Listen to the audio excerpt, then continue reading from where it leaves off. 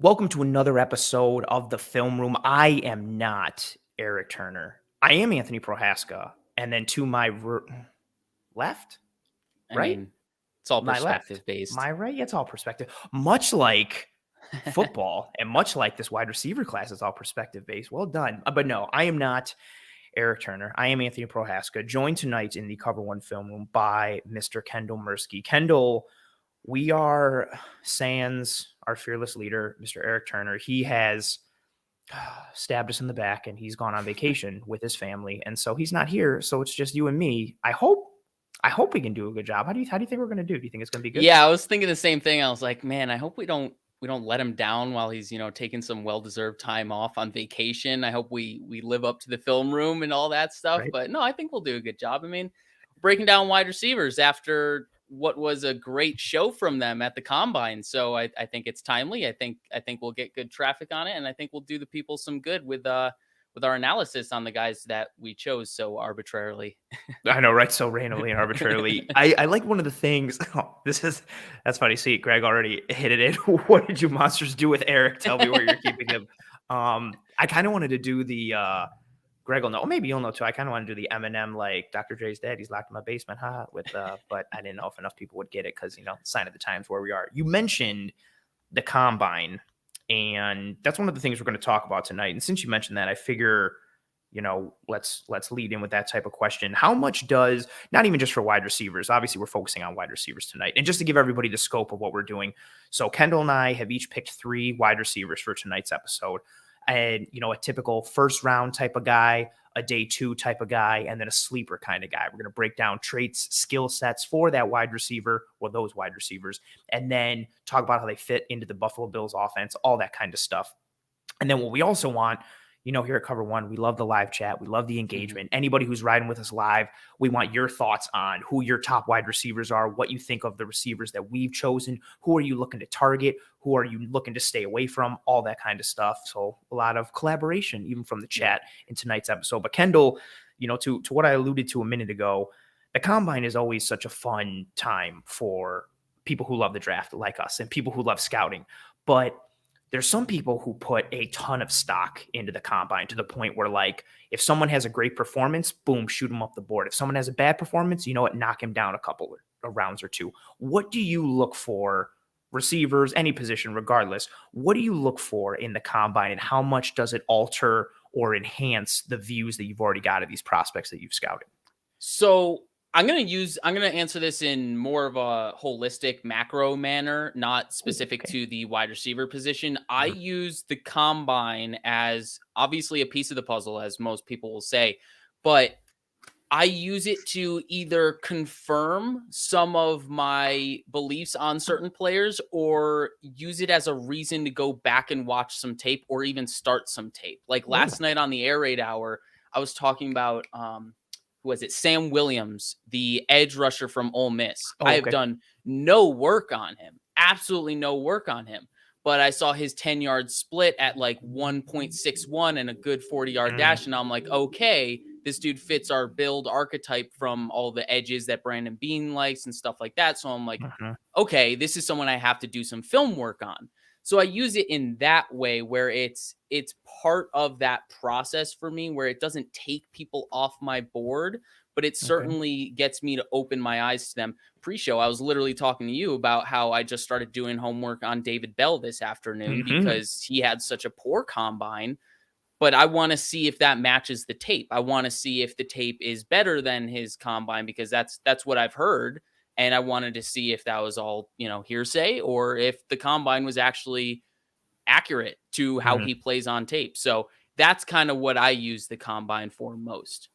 I love that answer. I'm in a similar boat. I think the tape speaks louder than any measurable, any time, any speed. I don't want to talk about this person because, one, he's not a receiver, and I feel like I've talked about him so much. But Roger McCreary, when people came out, I was like, oh, well, he only ran like a 4.5 40. Like, what do we think? And then in my head, I was like, well, I watched him run stride for stride with Jamison Williams in man coverage against Bama. So, like, I don't really care what the time speed is, like things like that. Or you watch Gabriel Davis, what's he running, a 4.54, and then you go into the game and he's burning dudes left and right who have like 4.3 and 4.4 40 times. So Devin Hester's one too. Like I don't remember what it is, but Devin Hester's 40 time is not impressive whatsoever. And I remember Deion Sanders always saying that Devin Hester has next man speed, which means whoever the man is next to him, he'll either match his speed or outrun him. Right. And I was like, oh, that's a really cool way to put it.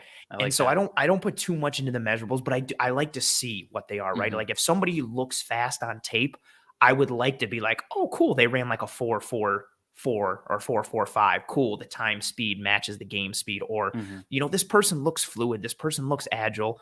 What do they run in the 3-cone? What do they run in the shuttle? Or, if we're looking at defensive linemen or any type of anything, like this person anchors well. They look strong.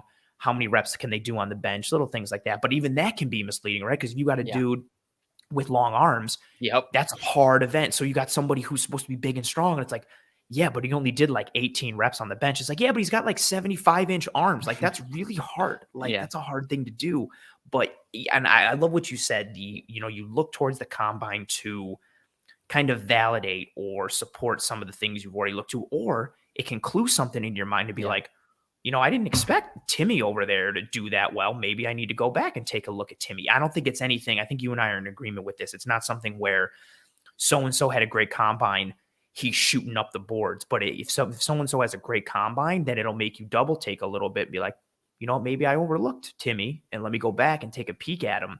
And guys that we're taking a peek at tonight again, wide receivers. This was our plan from last week. Once again, when Eric left us high and dry to fend for ourselves here in the film room. But in that time that we set this theme for this episode, the news has come out about Cole Beasley, given permission to seek a trade by the Buffalo Bills. And this is something that I had talked about on Sky's coverage with Aaron and Anthony Romeo 2 weeks ago when we did the addressing the offensive needs for the Buffalo Bills. We talked about like the priority level that wide receiver needs to have if Cole Beasley leaves. So for you, same kind of thing, Kendall, like if Cole Beasley leaves, how much of a priority does this wide receiver group become all of a sudden? Because like we talked about when we did some free agent film room stuff earlier this year, we broke down positional spending and grouping and all that kind of stuff. And it's a scary receiving room if there's no Cole Beasley. It's Stephon Diggs, it's Gabriel Davis, it's Marquez Stevenson, Tanner Gentry, Isaiah Hodgins. It's a whole lot of unproven question marks. How much of a priority does the receiver room get for you if Cole Beasley is gone, whether he gets released, whether he's traded, whatever? If he's gone, how much of a priority does this group get? So this group becomes a very high priority for me if he's gone. Does it become your top priority? No, it does not. It shoots up the board though, because where I currently stand with wide receiver in round 1 is I'm iffy and I'm really looking at who's left on the board to make that decision for me. Like it's based on, BPA, like we all like to say, best player available. That's really what it comes down for me. It depends on those defensive positions that are still available on the board at 25. And I would really have a tough time taking a wide receiver there, knowing the depth of the position this year and honestly for years to come. I mean, the wide receiver position is just always going to be deep from now on. So I'm always kind of in the philosophical manner of you can get a guy to contribute day 1 on day 3 of the draft. And I think that's true this year and beyond. But without Beasley, knowing how much we like to operate from 11 personnel, knowing how much we like to have 3 wide receivers on the field, then it becomes, I'm not necessarily looking at who else is on the board. I'm looking at what wide receivers are on the board, and I'm looking at who's left at the wide receiver room to make my decision at pick 25. It's becoming very much in the forefront of my mind at 25, whereas with Beasley, it's kind of like, hey, if there's a real big disparity between, Garrett Wilson and I'll use like Travis Jones, if the Bills have a big disparity there, even though we know how much we need a 2-gapping plugger defensive tackle, if we don't have Cole Beasley, we got to keep our fastball. So that's kind of where it gets really muddy for me. Without Cole Beasley, I don't know if I'm putting it above IDL, but it depends on the player. It depends on the big board for Brandon Beane. It doesn't necessarily usurp the positional need, but it may usurp the big board. And in that way, it gets really nuanced. But yeah, it's very tough.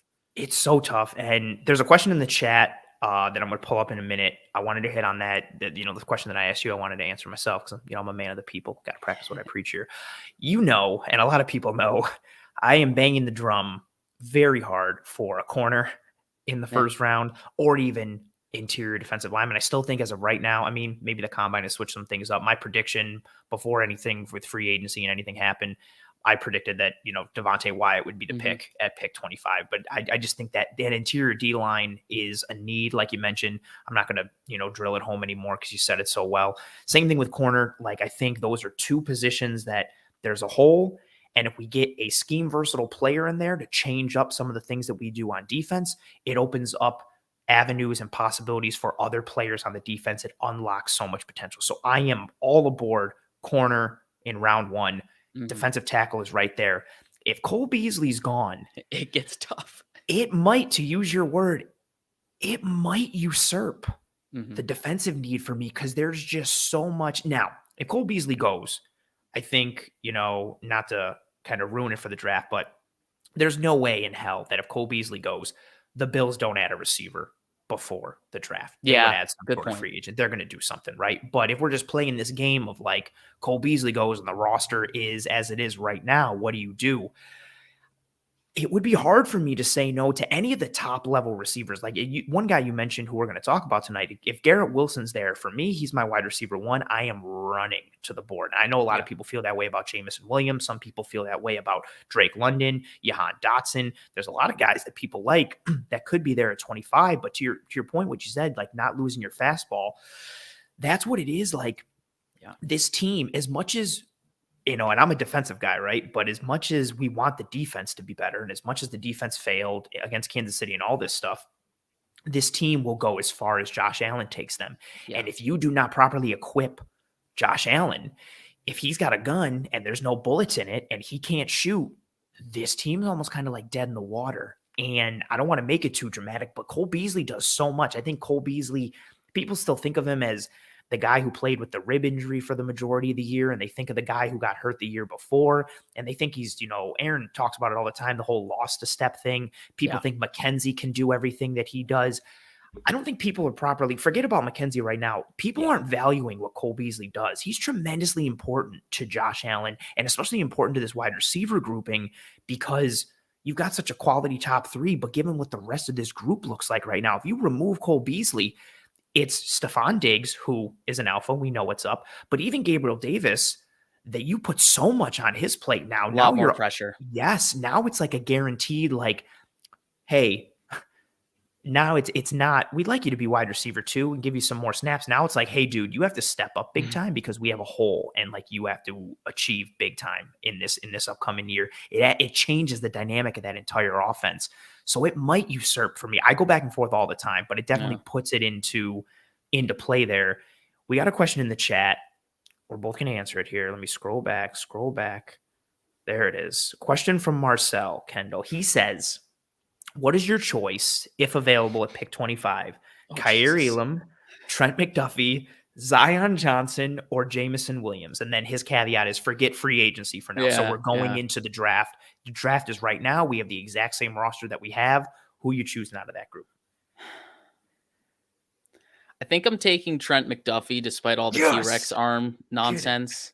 I'm so over the T-Rex arm stuff. I know the Bills, like, the shortest in Bean's tenure, the shortest arms are 28 and 3/4. And that was I think that was Leonard Johnson.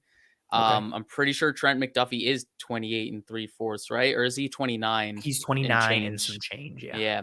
So the thing still small or short. Yeah, it's still not great. Yeah, don't get me wrong. But my thing is, are we really going to shortchange someone because they don't have half an inch on both arms, but they can make up for it in reactive athleticism and route processing and all the other important stuff that goes into being a good cornerback? Like, there are ways to make up for half an inch on each arm. It's half an inch. And I understand this is a game of inches in a lot of ways, but I mean, there are so many different ways that big wide receivers like Drake London. He's not the Mhm. quickest, most sudden dude in the world, but he's good because he has long arms and he can fight back to the catch point and be strong at the catch point, stuff Mhm. like that. But then you look at smaller guys like Tyreek Hill. He doesn't win in that way because he's not that big. He wins because he is sudden, he is quick, he is fast. So every player is different. Every player has their own archetype. And maybe that isn't the Bills archetype, but I don't see half an inch as a reason to take someone off your board. So that's why I'm going Trent McDuffie on top of what I mentioned about the wide receiver stuff I mentioned before. I'm not fully there yet in round one. And I think with obvious issues on the interior of the offensive line for the Bills, Mhm. I think there are guys that could come in and potentially start year one on day 2 or day 3 Mhm. selection. And there are a ton of guys on day 2 and day 3 that can develop into starters. So, Mhm. yeah, Zion's better than all of them, but positional need. I mean, we gotta get deeper at the cornerback position. I think we're both in agreement that we would like to see cornerback round one, even though we're probably going to get our feelings hurt yet again. I'm expecting. Um, but yeah, I'm going Trent McDuffie. Good answer. I think Zion is like ironically like the sexy pick, even though he's a lineman. But I again, know, if we're right? going into it with like the exact team we have now, I'm more okay with Daryl Williams and Ryan Bates than I am the corner rotation we have with Tre'Davious White being injured, with there being no Right. Levi Wallace, with it just being basically Dane Jackson and then Cam Lewis, I guess, or Mhm. Elijah Griffin. Like the corner room is scary. And we Yeah. talked about it on the show. I've talked about it in Disguise coverage. There's a ton of question marks and unproven guys. And in this example, based on need right now, right, it would be between one of the corners or wide receiver. I personally am not a big Kyer Elam guy. I understand why some people like him. I have around 2 grade on him. I don't think he's awful. I don't love him as much as I do several other corners. He's like corner 8 or 9 ish for me. I love McDuffie. Everything you said, I echo his scheme versatility, his ability to play in press. He can play in bail. He can play zone. He can play man. He's got speed. He can tackle. The technique is there, and I understand the long arm thing, right? Like it'd be awesome if he had long arms. Same thing with Roger McCreary. Same thing with Yeah. Asante Samuel Jr. last year. Like all these guys, if they were bigger and so on and so forth.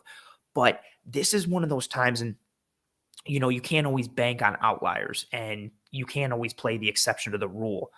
But there are people that buck those trends because Yeah. of what they do in other ways. And you said it, right? Like, okay, you're not the fastest guy. Does that, as a receiver, does that mean you can't separate? No, you can separate with route running, with hand technique, with nuance, with body language, all that stuff. Same thing as a corner. Oh, you don't have the longest arms? Okay. What are your feet like? What's your hand technique like? How good are your hips? How good are your eyes? How intelligent are you? How versatile and athletic are you? Like all these types of things you can make up for it in other ways. He does that. If you watch the tape and if you watch the film, both Washington guys, Kyler Yeah. Gordon and Trent McDuffie are really impressive on tape. McDuffie opened up my eyes. He and Roger McCreary are my dream scenario at pick 25 right now. But yeah, we are in agreement here at Mr. Trent McDuffie. I'm so glad you sent Trent McDuffie. That warmed my heart. All right, so I want a now cornerback. I do like unless we watch the Bills buck every trend and then they like go sign like JC Jackson and then it's That'd irrelevant, be nuts. That would be right? That would absolutely be nuts. absolutely wild. I don't think it's gonna happen, but that would be absolutely wild. Another question for you as we start to shift now towards the theme of this episode, scouting these wide receivers for the 2022 NFL draft and for the Buffalo Bills. Scouting, obviously, you have to be looking for certain things, whether it's traits, whether it's technique, whether it's playability, scheme versatility, functionality, alignment. There's literally a ton of things that I didn't even mention here. What do you look for, Kendall, when you're scouting wide receivers? Is there something that rules above everything else? Do you like to look for a cluster of things? Are there certain core principles you operate off of? What do you look for in wide receivers when you're scouting them? So I'll be fully transparent here. This is year one of me building a grading formula in my Excel spreadsheets, and I'm using pretty much everything I was taught in terms of scouting from Sports Info Solutions. And shout out Matt Manicherian, former scout for the Saints and the Browns. He taught me everything I know, and I'm using a lot of the traits that he values. But I have built a formula where I'm weighting those traits, and I believe there's 12. I don't really feel like counting right now. There's 12 Counting traits, but sucks. I weighted 3 of them higher than the other 9, and those Okay. 3 that I deemed most important are obviously hands, and then separation ability and run after catch ability. And then the rest are just very obvious: release, route running, play speed, contested catch, playmaking, tracking, body control, blocking, and toughness. So obviously blocking and toughness, probably next year I'll find out a way to lessen the weight on those and Mhm. keep the other ones as neutral weight, and then the 3 that I mentioned as the most impactful traits. But yeah, I mean, you gotta be a good natural hands catcher. Mhm. There's a lot of guys who can clearly catch the ball if they have to with their body, if they have to naturally catch it with their hands on the move. There's a difference between what a natural hands catcher is and what a good catcher of the football is. It's very nuanced, but most people at the college level, especially D1, they're going to catch the football just about every time when they're open. It's Mhm. about how they catch it, and it's Mhm. about then how they transition into that run after the catch. And that's kind of the thing with run after catch. And I think we talked about it a lot this offseason. It's not necessarily like certain players are, oh, this guy's a run after the catch guy, but he exhibits traits where if you get him in the right situations, he'll be able to transition into a ball carrier Mhm. better than other guys. And I think that's what I'm looking for when I look for run after the catch guys. It's not necessarily that he's going to get rack yards. It's that if you put him in scenarios for little bubble screens, he'll be able to get 7 rather than another guy who will be able to get 3 or 4. Everybody's kind of chasing that like Debo Samuel now, where like when Yeah. he gets the ball, he turns into a running back. And is it like as a joke? Like I feel like everybody now is like, yo, you see Traylon Burks, like he could be the next Debo Samuel, or you see this Dude, the amount receiver of who like times I heard Debo Samuel during the combine, I I wanted know. I wanted to shoot myself. It was crazy. It's I like was we're doing not looking for Debo no, Samuels. Like we and all they don't want grow like him, but that. they don't grow on trees. Like this is nuts. We can't all just be looking for this. I did that. I went down the rabbit hole on London, Burks, and Garrett Wilson 2 weeks ago. And then posted a bunch of stuff before the combine.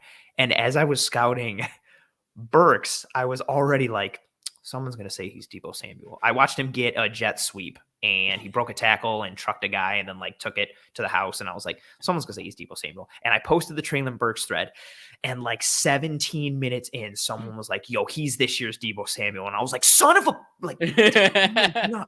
And you heard it a little bit during the combine. Yeah, Yeah. like but that's funny. You get these guys that explode and everybody wants a Debo Samuel. Mhm. The Bills have one in Josh Allen. Everybody's trying to get that next trade C Right. raw quarterback that can be the Josh Allen. You get these guys that explode onto the scene, and fans all of a sudden like, well, how do we get that guy? Like, how do we get this It's one of dynamic? one. It's one of Yes. one. There's a reason you haven't seen other Debo Samuels. It's because he's kind of like a unicorn. Like there aren't many receivers who, when they get the ball, turn into a running back. There aren't a lot of receivers who can line up in the backfield and run legitimate run plays, like whether it's tosses, whether it's counters. Like he runs running back plays Yeah. from the tailback position. It's not just like, okay, line him up back there and like pitch it. They do that, but they do other things. Like he is a unicorn and a half.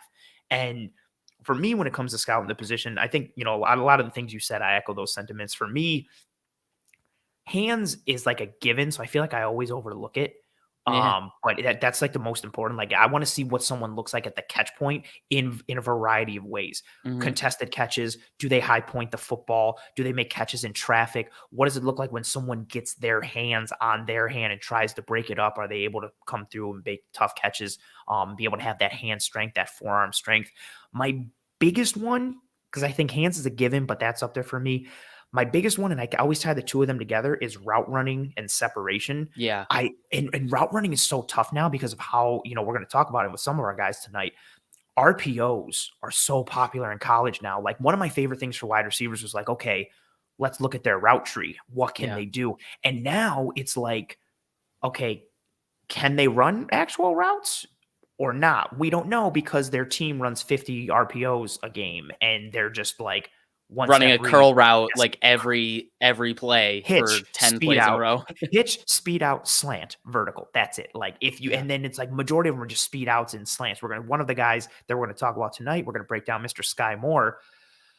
I saw some things that I really like, but I also don't really know a lot because his route tree is super limited because Western Mhm. Michigan is just going to call RPO after RPO after RPO after RPO and then some more RPO and then call an RPO.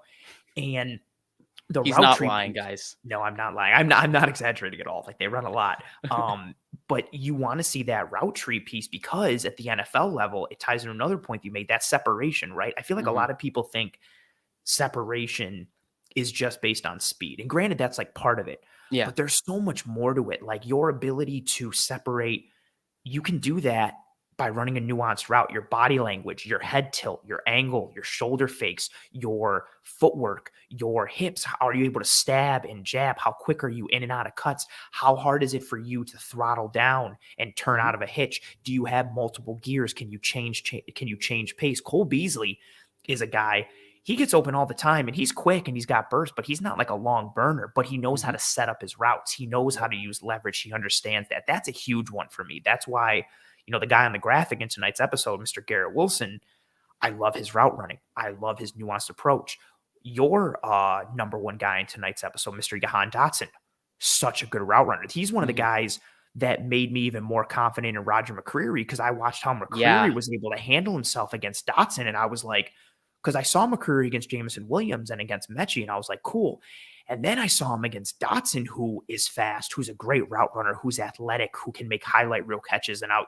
Like that made me feel more confident in McCreary because I value Dotson so much. Like when you've got guys at the college level who can run nuanced routes, and then you put them into the NFL where they're going to get more work, more coaching, and then more fit, that's a huge one for me. That ability to separate within the route is arguably my number one. Again, hands is right there because if we learned anything, and I was going to make a joke because of hands for him, but separation and hands, like Zay Jones, like he just couldn't in Buffalo. He is now with Yeah. Vegas, so good for him. Well done. But yeah, that route running piece and that separation, huge for me. And that's what the Bills value too. Like this Very true. entire time growing with Josh Allen, they have valued the separators more than anything else. And it's no shock that those guys at Ohio State are just great separators under the All of them. tutelage of Sir Brian Hartline, who just always knew how to I want separate. everybody to call him that from now on, Sir Brian Hartline. Like that's what I want him to be known as. That's fantastic. He was a good route runner in his day, and He like was that's amazing. He that always separated, and it was and that's the thing. Like you said about separation, it comes in so many forms. It's not the same for every person, and that kind of goes back to the archetype thing, like I was talking about. Not every player is built the same, so you have to win in different ways, and that then extrapolates it down to separation. very true. Last question for you here, Kendall, as we start to fully dive into the film. And when we start to dive into the film, we're going to alternate here. So it'll be your first guy, my first guy, your second, my second. Sounds good. But the last question here is we start to dive into things. So again, we're taking a look at this wide receiver class, but the focus is on the Buffalo Bills. So when it came to the receivers you were scouting, Kendall, what skill set, what traits, were you really looking for? Were you eyeing up when scouting for the Buffalo Bills? Again, similar to the kind of the question before, was there one thing you valued over the other, or is there just kind of like a general set of core principles you use when it comes to scouting guys for the Buffalo Bills? So when I was looking specifically for the Buffalo Bills, the first thing I wanted to tick off was slot ability, whether and this is with or without Beasley, because we know Beasley's time is limited in Buffalo, regardless of what happens this offseason. It is limited, and there's clearly writing on the wall there. So I want whatever guy the Bills to draft to have some sort of ability to operate out of the slot, whether that's Mhm. full time or ability to do it on the boundary and in the slot. Any slot experience is a plus for me. And those are guys I'm supremely looking at for the Buffalo Bills. But on top of that, I'd like to find someone with some return ability. That's kind of like an added Okay. bonus trait. That's not necessarily something that's disqualifying people, but it's certainly a bonus trait that will push people up, Hmm. because obviously we know there's a hole there. Whether McKenzie is brought back or not, it's a similar talking point with Beasley. Whether Hmm. McKenzie is brought back or not, we know that that's an issue, and he was taken off those duties in the playoffs. So Hmm. return ability is a plus. Yeah, we're all looking for that guy run after the catch ability, that playmaking ability.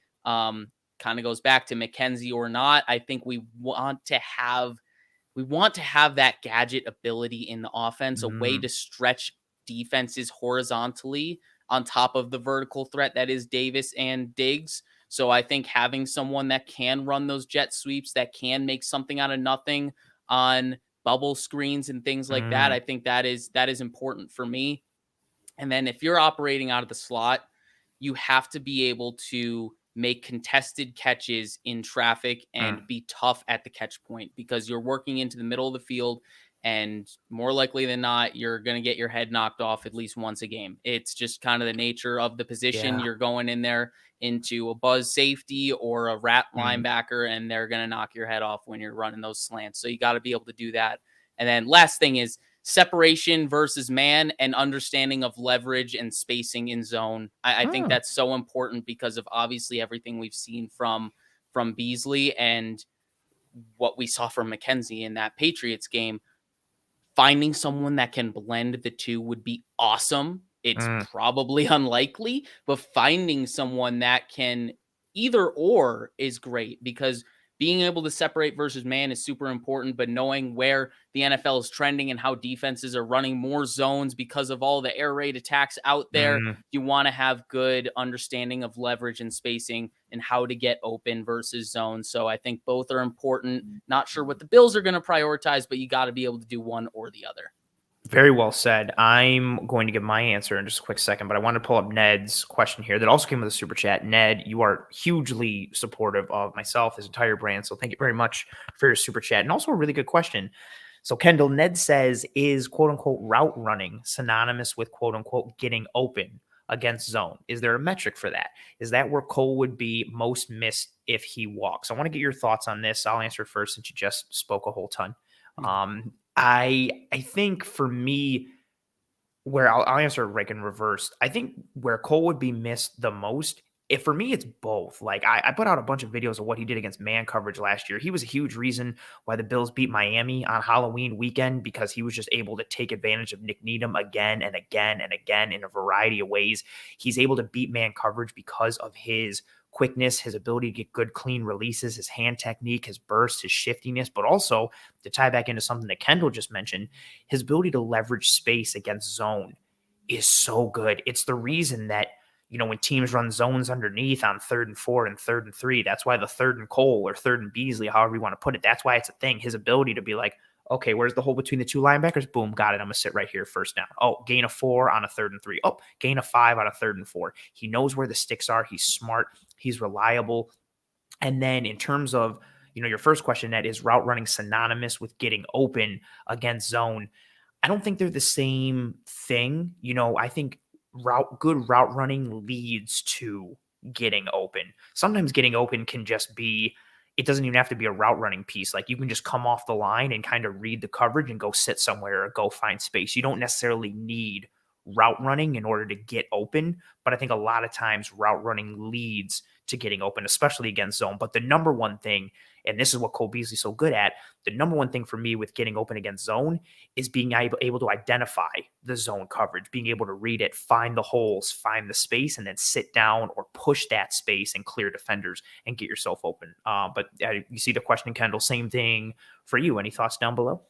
Yeah, no, very similar thoughts. I think the thing with getting open against zone is it comes back to a lot of processing stuff. It comes back Mhm. to football intelligence. The Because mental side, which people don't talk about yeah, a lot. They just think it's like, oh, we've got to be fast. yeah, with zone specifically, getting open against zone, you could be a great route runner. It doesn't matter if you don't know if they're in a cover 3 or a cover 2, because you could be running right into someone's Mhm. zone drop. So that's the thing with route running. You want to see it because you want to see that someone can separate against man, but against zone, it's so much more about your intelligence and your understanding of coverages. And like I just talked about, the trait I want to see with a lot of guys, the understanding of spacing and leverage in zones, and just understanding where that soft spot is and where to settle down to maximize the window for your quarterback. So I think that's where it's different between man and zone in separation. And I think that's some of the pieces, you mentioned what you were looking for when it came to scouting wide receivers for the Buffalo Bills. And I'm in a similar boat as well. I think I kind of operated for this episode with the eye of not trying to replace Cole Beasley, but looking for someone who can function in the slot. In a perfect world, I'd love somebody who could function in the slot and then also transition to the outside. But replacing that role, that slot receiver role, is tremendously important. And some of the functions and features that I value in that role really apply to receivers as a whole. But I really wanted to look for someone who's got good releases, somebody who can beat man coverage off the line, someone who's able to clear hands, someone who can shake defenders in a variety of ways. I want to see that route running in underneath scenarios. Can you shake someone on 3rd and 3 when they're locked up on you and they know that you're trying to get 3 yards? The intelligence piece, like we just mentioned in regard to Ned's question, can they read coverage? Do they understand, okay, here's the linebacker.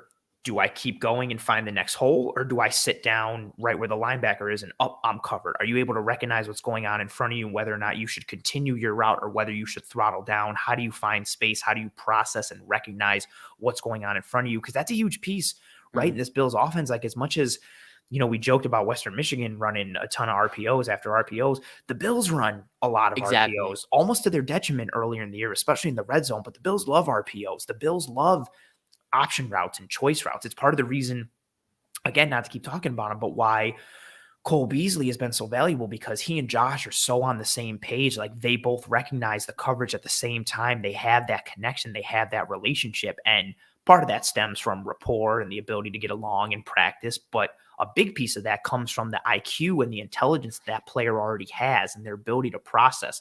It's a huge part of the game that, it's a reason the Wonderlic was such a big deal for so long, because people wanted to measure football intelligence, because it's something you can't really track. It's something you can't really quantify. So when I look at the film, similar to, Kendall, I know what you do as well, we try to look for those plays that we can build and say, okay, he's processing on this play. Yeah. That's why he got open. Like, I don't want to just see, well, this guy got open because he's faster than everybody on the field. No, I want to try and decipher how he's reading what's going on in front of him, how he's seeing what's going on in front of him. And I think that's a perfect tie-in to your number one for this episode, Penn State wide receiver, Jahan Dotson, because you've got some clips queued up where he does that. He shows some processing, his ability to sit down and do some things, but he's got a really nice package in terms of a skill set and traits. But, Kendall, why don't you introduce him? What made you go with Jahan Dotson? I guess he's your, top level guy that we picked in this episode. What attracted you to him and what made you decide to go with him for this episode?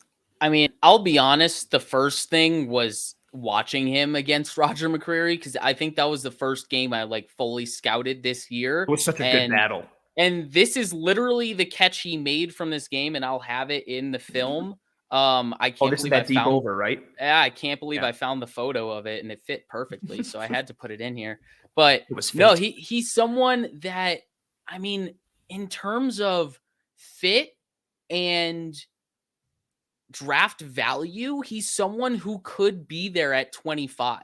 And I think there's a lot of people talking about, is he a value at 25? Is he a reach at 25? And I'm not sure all of my questions are answered on that. And I still want to watch more on him, despite watching 3 or 4 games already. I feel like there's still that inkling that maybe it would be a slight reach to grab him at 25. But he's a heck of a player, and he fits a lot. He checks a lot of those boxes that I was talking about when I'm talking about what I'm looking for in a Bills wide receiver and what the Bills need to add to their room with or without Cole Beasley. So I'll start off with his strengths. He's a clear route runner and separator. You can see it in man and you can see it against zone. When I talk about separation in zone, it is that football intelligence thing. It is being able to read the coverage. It is understanding where the spacing is, where to sit down and make a nice window for your quarterback so he can do it against man, eyes closed. He's just so smooth when he's route running against man, but also when he identifies that zone coverage, he really understands where to sit down. Next, he's got some great long stride, long speed. He's not necessarily a quick guy. He can make some shifty moves, but I don't see a ton of agility in his game. But he can really get to the second level on guys and track the football and make some crazy body control catches. That's something, I mean, you can see in the picture here. If anyone hasn't seen that 2020 catch against Ohio State, the dude just knows how to contort his body and make catches, and that moves on to his natural hands. So far, I haven't scouted a ton of the top guys in this class, but I'd say he is without a doubt the best guy I have scouted so far, the wide receiver group, and he has the best hands that I have scouted so far of this wide receiver class. It's so natural with him. Contested, uncontested, jump ball stuff. Like, he knows how to high point the ball. He knows how to use his hands, and he knows how to use his body when he has to. And I think that's the key. Michael Irving talks about that in the combine. He was like really kind of ranting about how it's okay for wide receivers to catch with their body. He does that every year because he body catched all the time. Exactly. And it's like, it's understandable, but come on, man, you don't need to defend yourself. Yeah, we get it. But You're no, right. yeah, but Dotson, he shows that he can do both, and I think that's important. His release ability was definitely something I questioned because of his slender frame, which is over there, and his weaknesses. 178 pounds at 5'10". That is a legitimate concern for people wondering if he can play on the outside, but him showing that good release package and that ability to swipe hands off of his chest plate and keep his body clean so he can run his routes, that's a very important part for someone, especially at 178 pounds. And then on top of that, in an RPO offense, you want to make sure you have a good blocker. You want to make sure when he's looking back at the quarterback and he sees the quarterback doesn't have the ball anymore and it is truly a run, it is not the pass of the option, you got to transition to a blocker. And he did that sufficiently enough. And I figured that was enough to put it in the strengths. You got to be able to do it. We miss Robert Woods. I mean, that was low-key one of his best traits. He was just so tenacious as a blocker. So I'll move on to weaknesses, though. I do have questions about his run after catch ability. Okay. He is a clear playmaker. He's a clear playmaker, but when he gets the ball in his hands, he doesn't necessarily maximize all of the yardage that he can get. And there is some limitations to his elusiveness, in my opinion. But he can absolutely go out there and get the yards that are there. And occasionally he will get more. It is not a knock enough to push him like down boards or anything because he does everything so well. That's just like, I was really grasping at straws to find weaknesses for this guy. And that is one of them. Like, he's sufficient when it comes to run after the catch ability, but for someone that I'm talking about taking maybe at 25, I'd like to see some more than sufficiency. So that's why I put it under weaknesses. Obviously I talked about the slender frame. And then the last thing is kind of what I alluded to before. It is the versatility. Is he slot only? Because in college he played slot and on the boundary, but will he be able to play outside wide receiver at the next level at 178 pounds, only 5'10"? It is something he could do. He definitely has some weight that he could put onto his frame, but it's something I question. It's just a question that needs to be answered. And I don't know if we're necessarily going to get a ton of answers from watching the tape. I think we're just going to have to wait till he gets to the next level to find out if he can hang with some of those stronger boundary corners. So it's a question of mine. It's not something I'm super worried about at the next level, but it's a question that needs to be answered. He had a season for me. I've always loved Big Ten football. Like, it just makes me feel like a little kid again, like Saturdays and like the fall, and it's like grassy fields and it's cold and snowy, and Penn State and Ohio State and Michigan State and all these teams. Like, so I've always had an affinity for the Big Ten, and I've seen a lot of Penn State games, saw a lot this year. I just always kept coming away impressed by Jahan Dotson, especially given, no disrespect, like his quarterback play and the rest of the play of the offense. His name, Parker, is another good receiver too, like, who would make plays for them. Is that number 3? Yes. He kept popping. I need to know what year he's coming out. Just extension and plays. And he and Dotson were a nice pairing. And Dotson, even going back to 2020, just making some highlight reel catches. I love what you highlighted for his strengths, because I echo a lot of those sentiments. So, you said what I think. So great job by you. But no, his route running, it's good. Again, the things we like to talk about, right? Like, that we like to see. You see his footwork, you see his pacing, his ability to connect the physical with the mental, his intelligence, his ability to beat man and zone. His hands are tremendous. I put out the video of him doing the gauntlet drill at the combine. He does two of the things you look for. You look for the soft hands, but you also look for them to maintain that line. You don't want to see like the drifting. He doesn't drift, and everything is just like catch whatever, catch whatever, smooth, catch whatever, nonchalant. catch, turn up. Confident, nonchalant, just soft. You don't even really hear the smack of the ball on the tackified gloves. Like, his hands were just so soft, so confident.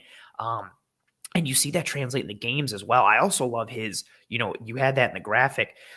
his ability to extend and high point the football and almost Mhm. like detach his torso from his pelvis as he just climbs the ladder. Like Yeah. you'll see him reach with one hand, two hands. His ability to play big, right? Like he's got a slender frame, which I agree with you is a weakness, but he plays bigger than that frame at the Yes. catch point. And it's really impressive. And it's nice to see that he had a good combine in Mhm. conjunction with the strong year of film. And it's a good thing he had a strong year of film because when we do film room episodes like this, we have plenty of games and plays to choose from to show you why he's such a good dude. So here we go. We're starting off with Sir Jahan Dotson, and I figured we'd start off with a bang. He's up here on the top of your screen. And this is just really simple. Wanted to show that he has that deep threat ability. You can Mm, see it here. He's just long strider, just a long strider, and he gets by his man with ease. But then you see his tracking ability to go get the football. Not much to mhm, break down on that play, but it shows, he's just real simple with how he can get down the field with ease and how he can mhm. track the football. Yeah. um this next one, once again against Villanova, this is the example that I believe you were talking about. the Yes. the Clears the ability defender. Yep. to, yeah, clear that defender and then find that soft spot in the zone and then also make a nice catch there. Like, Mhm. this isn't the easiest thing, and you talked about it with his quarterback play. It wasn't the greatest, but No. he clears that defender. He gets on the backside of him, and he runs the dig route beyond him, and then he settles to make sure that other defender doesn't come into the play, and he makes a nice big open window for his quarterback. Nice QB friendly route. Something we talk about a lot, like are your ability to find the space and then show your numbers, get square to the receiver. We saw that a lot this year in Gabriel Davis's progression with the Bills. It's something Mhm. Stephon Diggs does all the time as well. Like those receivers have that knack for finding space and then making themselves open and making themselves available to the quarterback. And yeah, there's a couple of these that you see regularly from Dotson where he just sees the coverage going on in front of him. He understands, gets to, clear the defender. And we see this a lot also in relation to the Bills. We see this in the RPO game a lot. You'll see how many times have we seen Josh keep it and Diggs clears the first window and gets to the second and Josh fires it in there. So being able to get to multiple windows and see what's going on is an important thing for Bills receivers. And this is literally the same thing. New Mhm, game against Ball State. It's just a very similar idea. He's clearing that underneath defender who's dropping into his zone, and he just settles. It's mhm, nothing crazy nuance in terms of route running proficiency, but you can see exactly what he's trying to do, finding that soft spot in the zone, finding where the maximized window is for his quarterback to make it easy on his guy. And mhm. yeah, and then the Nice hands catch point catch. there. That's the great part about him. He will make tough catches look easy, and I'll try to get back to that catch point. But you can see it.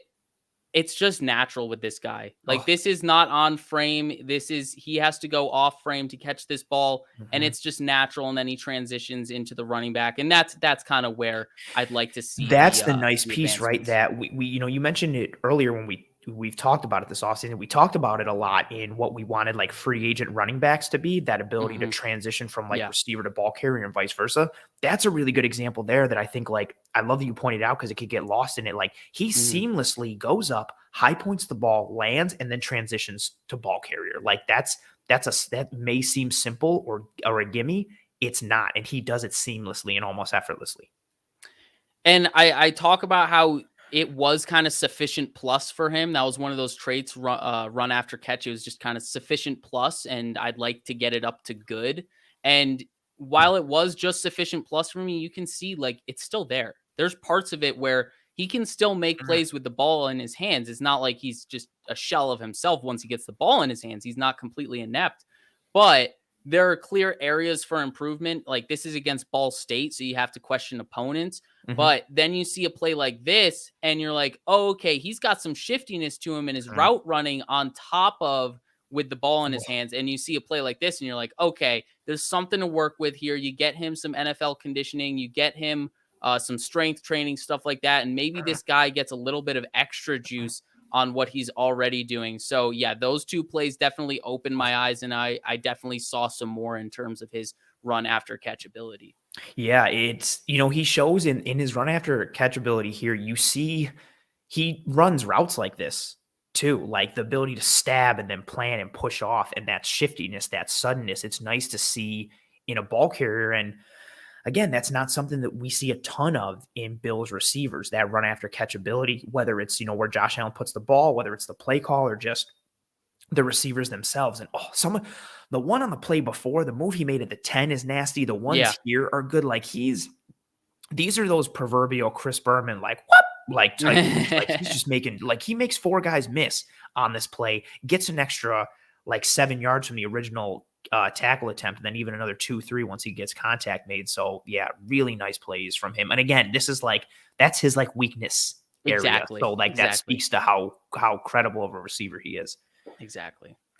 All right. So then on this next play, this is kind of that same little playmaking ability. There's not a ton there, but you can see in a phone booth, if he has to, he has some shiftiness to him. I just worry about him really taking the top off of a defense once he has the ball in his hands. Can he go ahead and force 3 missed tackles on a play? I don't know if he has that in him, but he can make the first man miss if he has to. Yeah. And I think that's really the box you're looking to check off. If he can make that first man miss, especially like I was talking about contested catches over the middle, this is the example. A quick slant.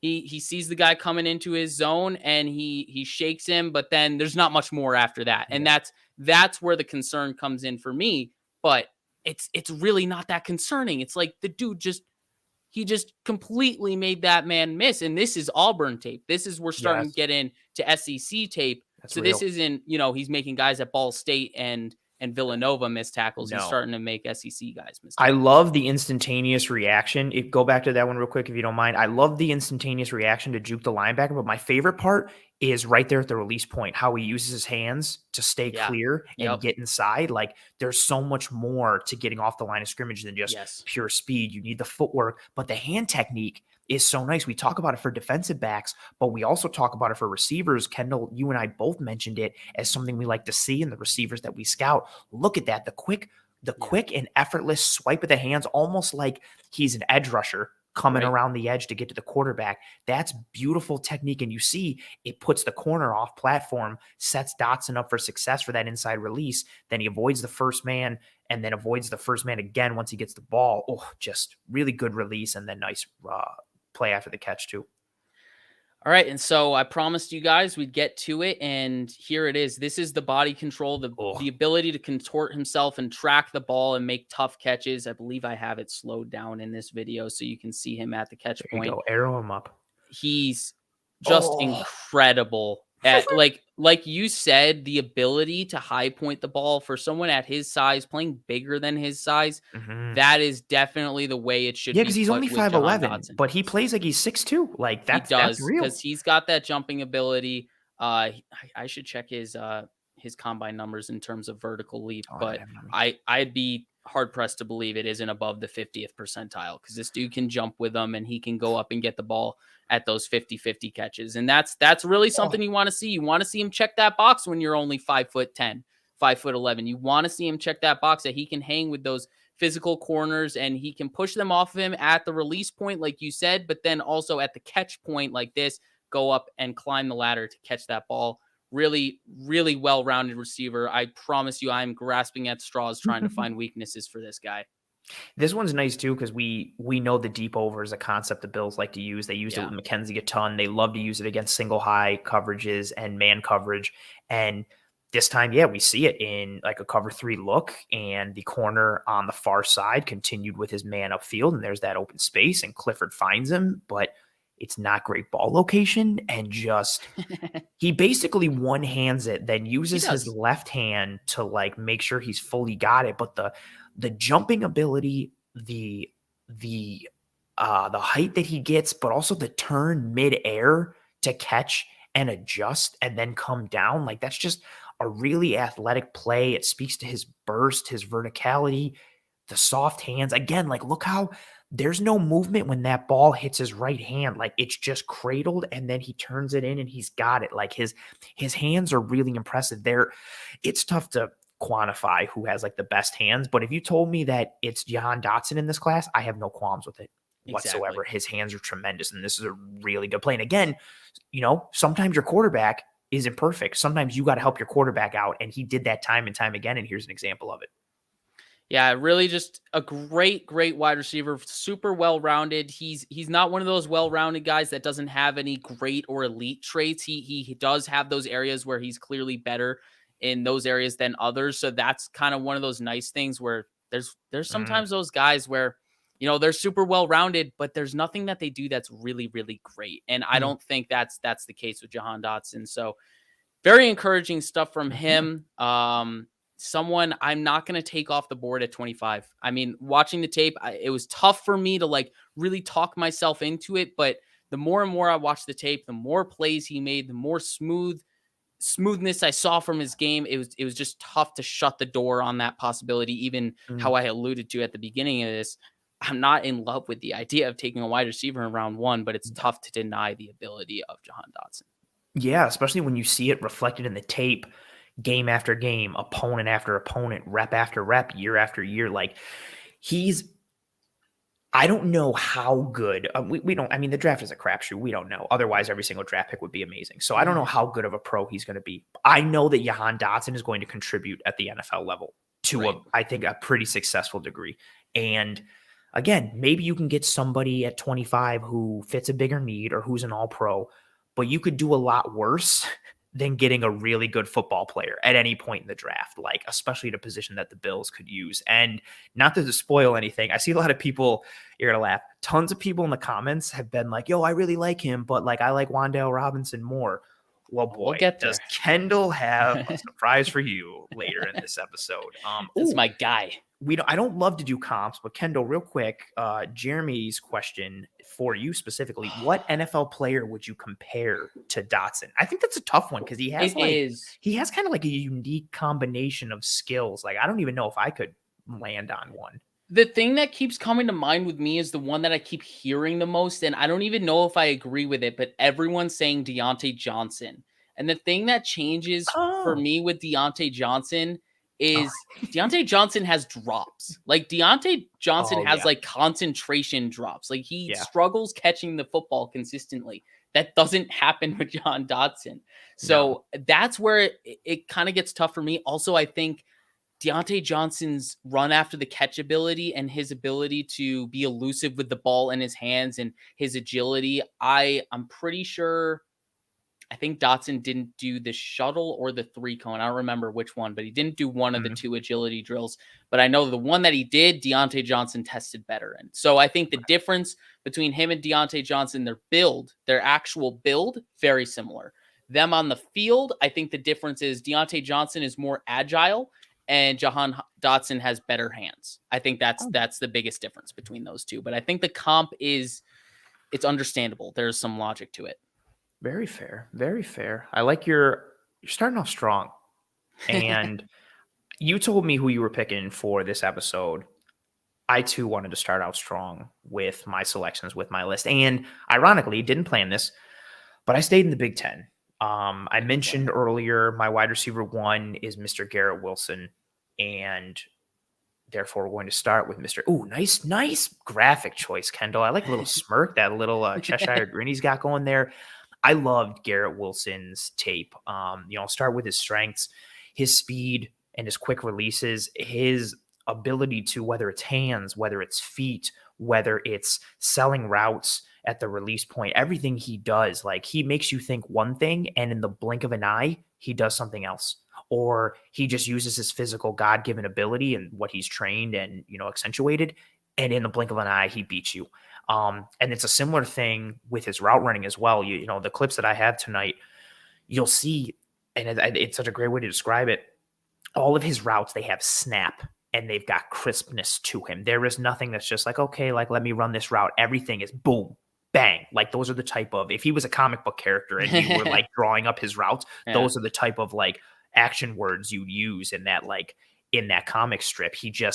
There's so much emphasis and suddenness to his routes and in his stems as well, whether he's running, a hitch whether he's running a slant, whether he's running a 10-yard dig, whether he's running a 15-yard post. There's that suddenness in everything that he does. There's the bang, there's the pop, there's the boom, quick, gone, boom, out. He doesn't lose speed in his routes. He maintains that, and you see it translate time and time again. I also like his ability to understand leverage. You'll see in a lot of his film, he alters the angle of his routes based on what he's seeing in front of him, not just from his man in front of him, but from the rest of the defense. His ability to understand, okay, here's the drop point of the linebackers. Let me go under, let me go over, let me sit, let me settle, let me maybe go at a 45-degree angle instead of a 65-degree angle, or instead of going flat. His ability to understand that and see that. I also like his versatility. I think with his frame, I have him listed there at 6 foot 192 at the combine.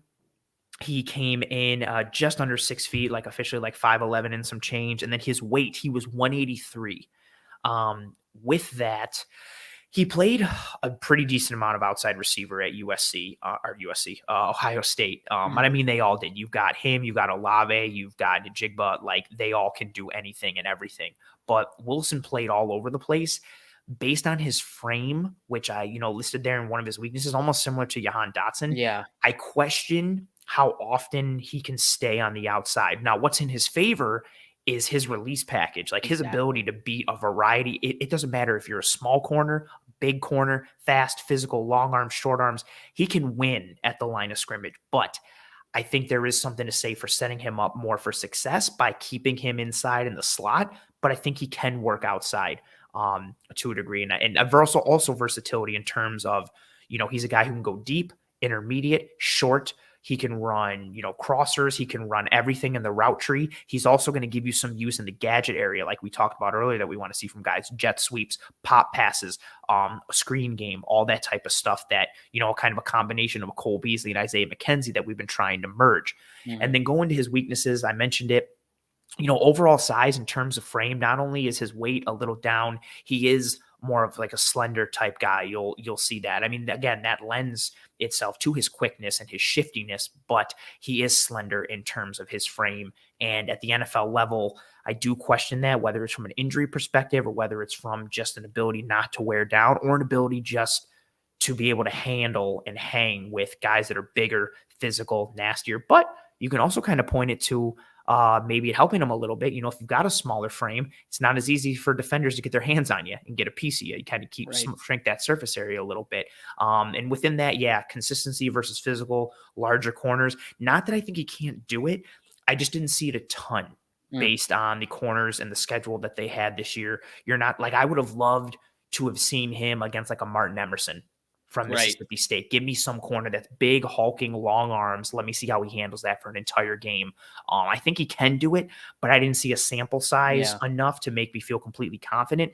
And then also stacking corners just in his routes. He, again, not because I don't think he can't do it. I just didn't see a ton of it on tape. The opportunity didn't present itself the way the concepts that Ohio State runs, the way he wins off the line of scrimmage. I think it's something, again, he could incorporate in his game based on the progression that he's had in his career. We mentioned earlier him working under Sir Brian Hartline, who's one of the best receivers coaches in all of college football, maybe even in football in general. So this guy, Garrett Wilson approaches the game like a professional already. You're getting somebody who's coming into the building with nuance and polish, and you're just adding more. So the weaknesses that I do have for him, I think, are things he can expound upon and improve upon, but there just isn't that, consistency in terms of seeing it on tape for me to be able to feel fully confident in it right now. I'll be honest with you.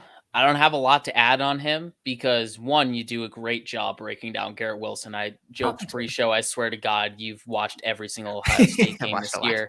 And I hate Ohio State. I hate them, so it's so painful.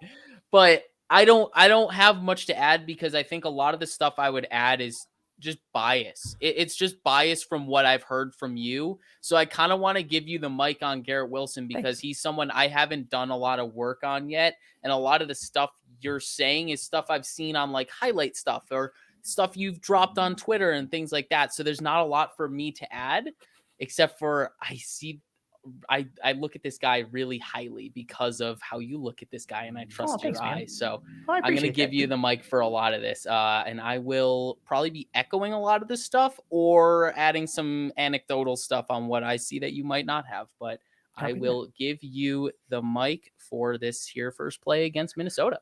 Appreciate you. What's funny is I remember this play. This is opening week in college football, and Minnesota was up for a bit, and I wanted Minnesota to win so bad, and Mhm. then the wheels just kind of came off. And this is one of the plays that did it. Like, oh, it's so fun to watch it now and appreciate it, but I didn't at the time because I wanted Ohio State to lose. Like Minnesota gets caught here. The safeties in one-on-one coverage on Garrett Wilson, and just the separation on this post. He's wide open because there's no help inside. But watch how he sets him up. He gets vertical and he's at around like the 42-yard line. He starts to push it to the outside. His Yeah. body language and his lean show like he's going outside. The safety hesitates not even a ton, slightly, because he's reading that body language. And what does Garrett Wilson do? He plants and he turns the safety completely around and gets inside. And then on this end zone angle, pause it right there. Look how much separation he has from this safety. Like from somebody who had like a 15 yards of cushion allotted, Wilson eats it up so fast. And then just with that little body lean, sells him on the outside. And then what do we talk about in the graphic, right? That suddenness, that crispness, that sharpness, bang, pop, gone. This time he doesn't even do a crazy amount with it. He just puts that right foot in the ground, Yeah. bang, gone.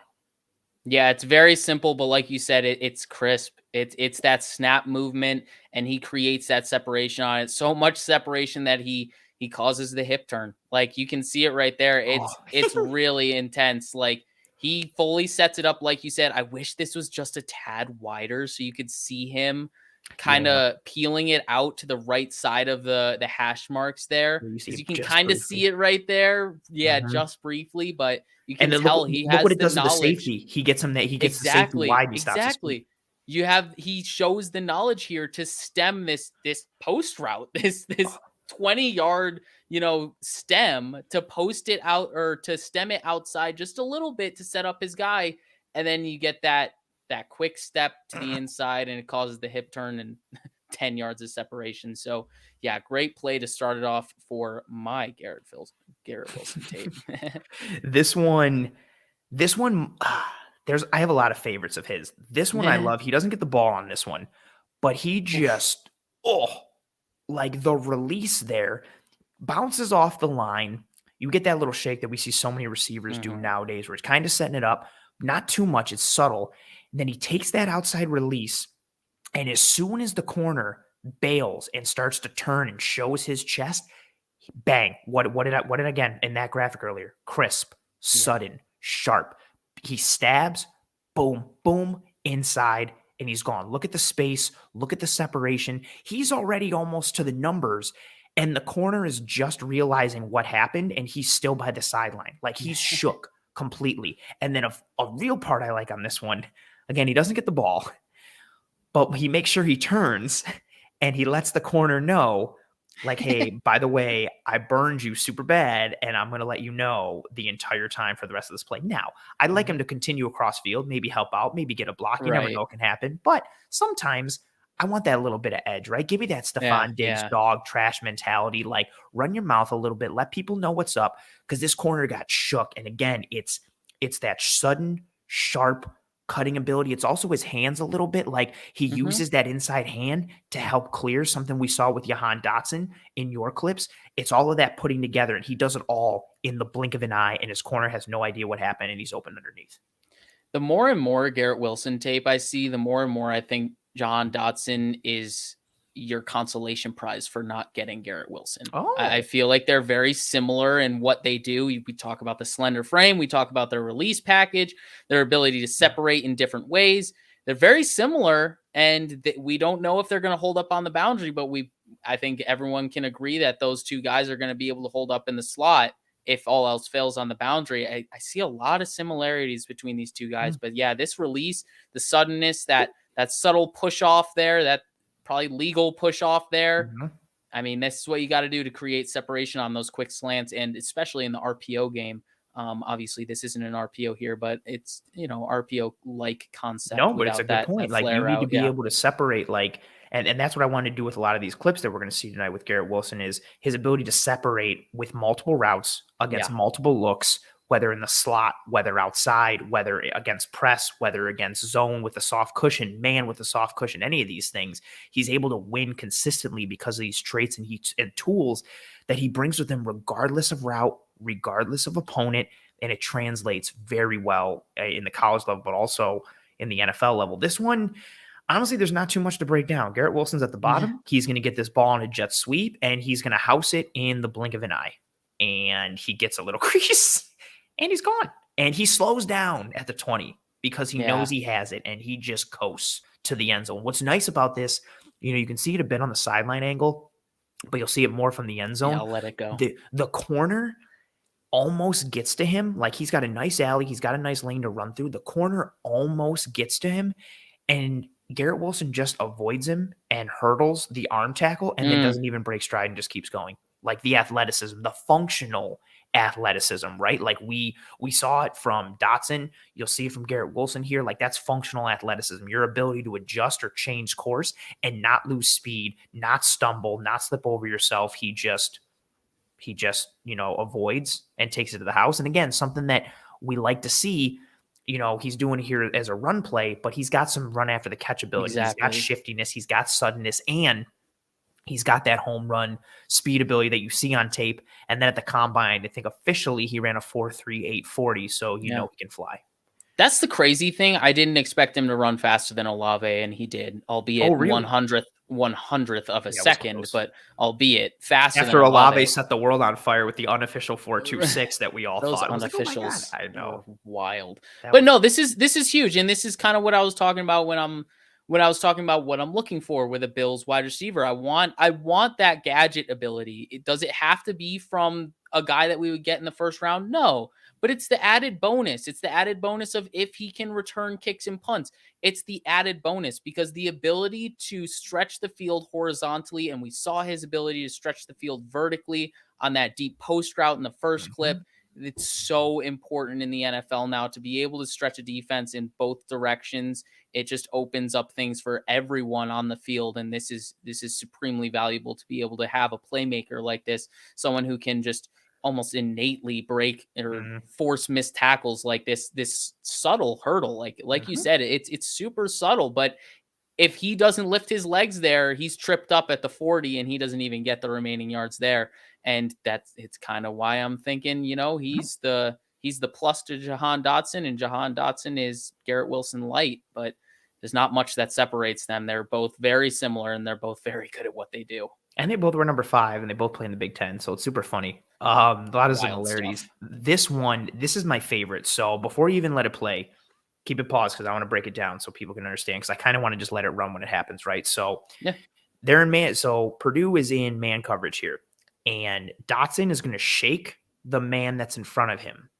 Then on the inside there, the other Ohio State receiver, his man that's head up on him is going to be flowing with him. So Garrett Wilson is going to shake his man. Then he's going to avoid the second flowing defender mid-route after he makes his cut. Then he's going to catch the ball, stop on a dime, and take it for a touchdown. Go ahead, Kendall, and just let that roll. I'm not even going to really speak. I'm just going to okay, here comes shake, avoid, catch the ball, stop on a dime, touchdown. Like, that's that run after the catch ability that I felt like Dotson was missing. Just the innate ability to force missed tackles. It doesn't come naturally to Dotson, but you can see right here, he just understands the leverage and how to break pursuit angles and destroy those pursuit angles. Like he does in his routes. Yeah, exactly. It translates from his routes to when he becomes a ball carrier. It's really crazy just how a play is made out of this when it looks like he's tripped up at the 5. Like he's going to get tackled here and he's down at the 5-yard line if he reaches out. But man, just the ability to make a play when there isn't a play to be made, that's what lifts someone up into wide receiver 1 territory. And this is a play like that really, really exemplifies it. Yeah, I love the finish. I love the run after catch, the stop on a dime, take it to the house. But and I do love that, but it's that first piece, he shakes his man, and then his Mhm. ability to instantaneously avoid that second flowing defender right there. Yeah, Like, yeah. he could have easily collided, and then maybe Stroud hits the inside receiver going there on that speed out, but instead, he shakes his man, avoids the second man with just a quick little shoulder slip, doesn't break stride, doesn't change angle, adjusts, gets the ball, stops on a dime, touchdown. Like, and it's just, yeah, he eats up space against corners who play off, and eats up space once he has the ball in his hands because of his speed, his quickness, his suddenness, all of it. This is the last clip that we got from Mr. Garrett Wilson. Again, we're going to see that snap. We're going to see his stab that he uses. We're going to see the suddenness, the crispness. This is about like a 10, 12-yard dig against Penn State, and he completely turns this corner around. He's going to sell the vertical, and he's just going to give that hard stab with the left foot, Oof. pop it back. Yep, done. Corner gets turned around. Look at the separation. And then he makes a nice sliding catch. Again, things that we have seen from him consistently. The end zone angle shows it nice. Just Yeah. tons of separation. The corner isn't almost even in the frame with how much Wilson turned him around. And again, blink of an eye, eats up ground, gets upfield. The speed is going to threaten you as a corner. So you feel like, okay, I got to respect that. Maybe let me turn. Maybe what am I going to do? And you're thinking of all that. And he puts his foot in the ground and he's by you, whether it's a slant, a post, a dig. He does the same thing in his outbreaking routes. Yeah, just that route running and that suddenness and sharpness and crispness is on display at all times. And it's really something to behold for him. The thing that's really setting him apart from Dotson for me is how natural and how effortless everything he's doing looks. Mm. Everything looks so effortless, like it's just the easiest thing in the world for him. The way he tracks this ball and contorts his body to then, slide and make this catch behind him. This is not a well-placed ball, but he makes the catch no problem. This is stuff we see Stephon Diggs do where he's, Yeah. dropping his body to get down to where the ball is to make the catch point easier so he doesn't have to flip his hands underneath. Instead, he's keeping his hands, where it's easiest for him to catch the football. It's just everything he's doing is so nonchalant. It's wild. It's really nuts. This guy's wide receiver 1, I think. I mean, obviously, Ooh. I got to do some homework, but I mean, everything I've heard from you and all the questions about other guys, it's hard for me to say anyone else is wide receiver 1. So you got my endorsement, that's for sure. Appreciate it. I appreciate you having, the faith in me. But yeah, I didn't know. I didn't start with him as wide receiver 1. I didn't really. Who did you? I didn't know who I was going to have as wide receiver 1 going into it. I thought I was going to end up with either Jameson Williams or Drake London. I really like Drake London a lot. So he was my initial thought. But then after watching, how many receivers deep am I now? Like 12, 13 receivers deep, something like that. I just came away with, I think he ticks every box, like almost. Like there's some question marks, but I don't think they're anything in comparison to his skill set and his strengths. And he's hands down wide receiver 1 for me as at this point right now. Well, encouraging stuff. Hopefully he drops to 25 he did in my mock draft, which is probably supremely unrealistic, but we'll knock on wood and hope he gets there. All right, we'll move on and keep it rolling. We promised Wan'Dale Robinson. My prince that was promised and is Wan'Dale Robinson. I've had my eyes on this guy since 2019. I saw him for the first time at Nebraska, and I was like, this is our Isaiah McKenzie replacement. This is the guy. This is him. He's so special with the ball in his hands and his jitterbug type of play style. It matches what everyone's looking for in the Tyreek Hills and all of that stuff.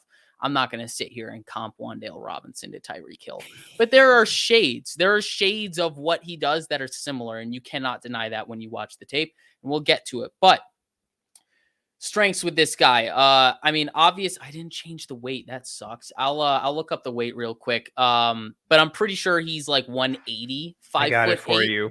He 185 pounds. Cool. So yeah, I knew he was like somewhat thick for his height. And I think that's important because of the versatility. Like I'm mentioning here, his versatility is that he can play in the slot. He played technically, I guess, boundary receiver when Kentucky was in 12 personnel, and Mm, he was their gadget guy. He did a ton of stuff for them. And then I remember back in his Nebraska days, he would get snaps at running back. He would play tailback mm, legitimately. I don't know. I don't. My memory doesn't serve me correctly. I don't know if he totally got those counter looks, those mm. power runs, all that kind of stuff. But he was getting those toss cracks. He was threatening the edge and stuff like that. But this dude has versatility to his game in terms of alignment and usage, so that's encouraging. He's a vertical and horizontal threat. Like I said, the gadget ability to threat the defense horizontally with those jet sweeps and reverses and arounds, all that stuff. He is Mhm. gimmicky in nature, but he also has the straight vertical threat. He will threaten you. He will threaten those safeties. You got to stay on top of him. And because of that, teams respect him and leave the underneath stuff open for Mm. him, which is obviously a big selling point. Makes it easier on him in a lot of ways. Which is also Um, something to say given the quality of opponent that he faces going up against these SEC defenses with SEC. real talent, real speed, real size, all that kind of stuff. Exactly. It was a big test for him to shift over to the SEC, and he Mm, definitely yeah, crushed it out of the park. Like I said, with the gadget ability, it kind of comes with this run after the catch and playmaking ability stuff. It is undeniable when you watch him on tape. His ability to make plays out of nothing, or even make plays better than what you're expecting. When I talk about Jahan Dotson and I talk about his ability to get what's there, and occasionally he'll get more, this guy is almost always getting more, and he's always mhm, looking for more. And I think sometimes that can be a weakness. When you're looking for that home run, it can turn into a 0-yard gain because you're looking for something that isn't there. But a lot of the time, man, this dude has something up his sleeve and he can get something out yeah, of nothing. And then ideal speed and agility combo for the slot. He has the speed where he can do that gadget stuff, but he has that agility where he can make people miss quickly on the release and shake them out of their shoes on those quick slants and stuff mhm, like that. So he's got that combo that's ideal for a speed slot that I think a lot of people are hoping for mhm, as the successor to Cole Beasley. Weaknesses at 5'8", 180, blocking ability. It's not going to be there. It's not going to be his bread and butter. It's not necessarily something people are probably going to expect from him at the next level or ask him to do a whole lot. mhm, But it's part of it. Those size concerns are part of it. The short arms, 27 and 5/8. It does hamper him at times when he's trying to make extension catches. Off if you're trying to throw it to him, like you have a small catch radius. It's just part of it. And while that might have been a concern with rookie Josh Allen, I think that's lesser of a concern with current Josh Allen and his improvement in terms of accuracy. And mm, because of those short arms and some technical stuff, he struggles in his ability to hand fight and keep his body clean because he's not the strongest dude in the world when he's running through the stem of his route. mm, He didn't get tested a whole lot in terms of press coverage because, like I said, his ability to beat teams vertically, people didn't really want to press him. They didn't mm, want to open up the back end of the defense to him so easily. So he didn't really show me a lot of instances where he would show me his release package. But the times when people were 5 yards or closer to him at the line of scrimmage, he did kind of struggle to keep his body clean and run clean routes because of that. So that's definitely a concern of mine. In terms of who he is as a complete route runner, there are some questions there because of how much he was used in a gimmicky fashion. He didn't get to mhm. do a lot of the traditional slot work, full route tree, all of that stuff. You can see some of it is there and it needs to be tapped into, and there are traits there that can really be enhanced, but it wasn't used to its fullest capacity. I think there was just a lot of buying into the gimmicky nature of who he was. Yeah, and then I mean it makes sense, he's Debo Samuel. Just kidding. But you see his run after catch ability, you see his versatility, you see the strength, you see the speed, you see the functional elusiveness and kind of the quick burst speed to power. I know we use that for like defensive ends and edge players and rushers, but you see him convert that speed to power with how he finishes runs, how he goes through arm Yes. tackles, how he gets extra yardage, like you mentioned. And he's a fun electric guy. And again, I love that we were able to see him in the SEC this year against next level NFL competition, against dudes that are top level for college football. He kind of the iron sharpens iron type of thing. And with that versatility and that skill set, I think it's easy to see why so many people are excited about him as a prospect, because he flashes so much on tape, and especially in a way that the Buffalo Bills could use. Absolutely. All right. So we will hop into the tape here on Wan'Dale Robinson. And for the first couple of plays, I'm just going to show his playmaking, his, screen gimmicky type ability. And you see it here on this play. I mean, it's that jitterbug. It's that ability to go from 0 to 100 as fast as possible and make a touchdown out of This it. is the This Jimmy dude, Garoppolo stat line where it's like a 50-yard yes. touchdown pass from Jimmy G, and you're like, oh, because he gave it to Debo or Ayuk and they housed it. And they housed it. And that's the thing with this guy. He can make a play out of seemingly nothing. And that's what's nuts about him. He's making people miss like it's no problem. It's really just second nature to him. And that's why I'm so high on him. Just his ability to transition into that ball carrier where he's a running back. Like, he turns into a running back once he has the ball, and he's almost always making that first guy miss. And to me, that's just so valuable from someone in this offense that we didn't really have a whole lot of. There wasn't much of that outside of like Dawson Knox, making that first guy miss like without an issue. And I feel like he does that with ease consistently. And this is not the only time of it. And we will show you more. But I wanted to get to the next play because the next play just shows his speed relative to other top tier talents. That first one was against Florida, but you see him here lining up in the tight alignment. And then you see him on this quick little reverse and this end zone angle. You don't see it here. He gets like, 4 or 5 yards out of it. First, though. This is where it's nuts. You can see him just destroy all of those pursuit angles. You can see he doesn't really have a claim to that edge when he's getting the ball here. There's some room to be made up. There's some grass to be had, but he's got to go get it, and he gets it with no problem. 17's Nakobe Dean, right? That it is. It is definitely Nakobe Dean, and this defense is loaded with speed and sideline-to-sideline ability. And that's the thing with Wan'Dale Robinson. When you can show it against a top-tier talent like Georgia defense, you will be able to do it against NFL opponents. So that was a big thing. Not much to break down from this play other than just, play speed. Fast. But I thought it was important to add. And this play is exactly what I was talking about with the respect that defenses have for him.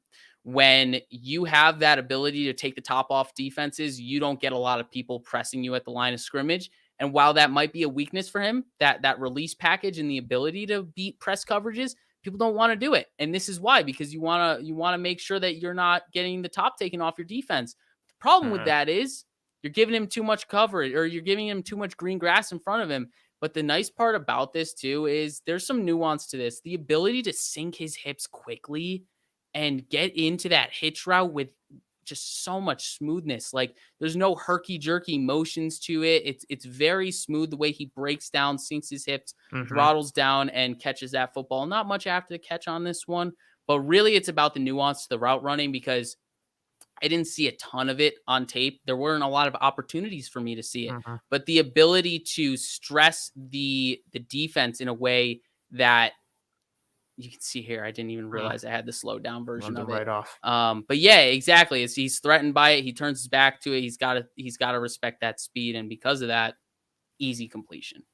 Yeah. It's nice to see somebody who can, have that element and that dynamic. Like, you can win again, as we said, with route running, you can win with talent. This is a little bit of both. This is his ability to throttle down and sink his hips. But it comes from that physical ability, because he's got that vertical threat and he's got that speed. Defenders have to give him that cushion. They have to respect that. So they're going to lean towards the vertical or the deep threat. They're going to push off a little more. They're going to give that cushion, and that gives you the opportunity to work more underneath. And it's nice to see him take advantage of it when he gets it. Exactly. So there's a lot to his game, despite, the gimmicky nature to it. There's a lot that I would argue is just untapped potential. But that is kind of the scary part about betting on this guy. It is really betting on all the untapped stuff that's there. What is this play? This is his tracking ability, his ability to show body control and make tough catches. Wasn't a lot of this on tape from the games that we have, but this is just an impressive grab, especially with the short arms and stuff like that. His ability to close that gap with his speed. This is a well-thrown ball, and you cannot slight the quarterback for for anything that he did for Wan'Dale Robinson this season. But look at Robinson just close that gap and run this seam route with ease. I mean, you can see it when I go back. He's really doing a nice job showing his stem and really breaking it off in front of this nickel defender. He shows the inside stem and really gets the defender to bite on that. And then he breaks it to the outside just so he can get around him. And then he takes it up the seam, perfectly placed ball, and great catch on the back end. I like how he sets this one up. He almost kind of, you see him start to set it up on the inside a little bit on number 4 from Iowa. He starts leaning in just a little bit from this end zone angle, and then it's not too sharp or sudden, but it's just real smooth how he sets it up and then just quickly keeps his speed too. Yep. Keeps his speed, gets vertical, runs right through the hand contact, and then gets upfield. He keeps it skinny, doesn't give the safety an opportunity to get to it on either side, doesn't bend it too far one way or the other. He stays and finds open space and then makes a nice catch. This is a nice little piece of, nuance ability for him to get that inside release to set up the space on the outside, and then the timing of when he bends it back combined with his ability to stay skinny and get straight up field and not let the contact affect him. This is one of those things that you see him do that and you're like, oh, you know what? Exactly. He's a football player. He knows what he's doing. Let's continue to polish this Tracy guy and see what we can get out of him. Exactly. And that's the intrigue with him. You don't get to see it a ton. It didn't happen a lot, but when it happened, it was exciting because you're like, oh, he's more than just a gimmick player. Yeah. And that little flex at the end, you got to love that. That's a nice flex. This last one is my favorite, and it's not because of Wan'Dale. It's because of the block at the end, but go ahead. Oh, really? Yeah, I love the block at the end. Go ahead and talk about that at the end then. Yeah, that's your boy. The reason I love this play is because of the moment. This play won them the Citrus Bowl. You can see 2 minutes left, 2nd and 10. Obviously, they're down 4. Big situational moment. He's lined up, condensed split right here.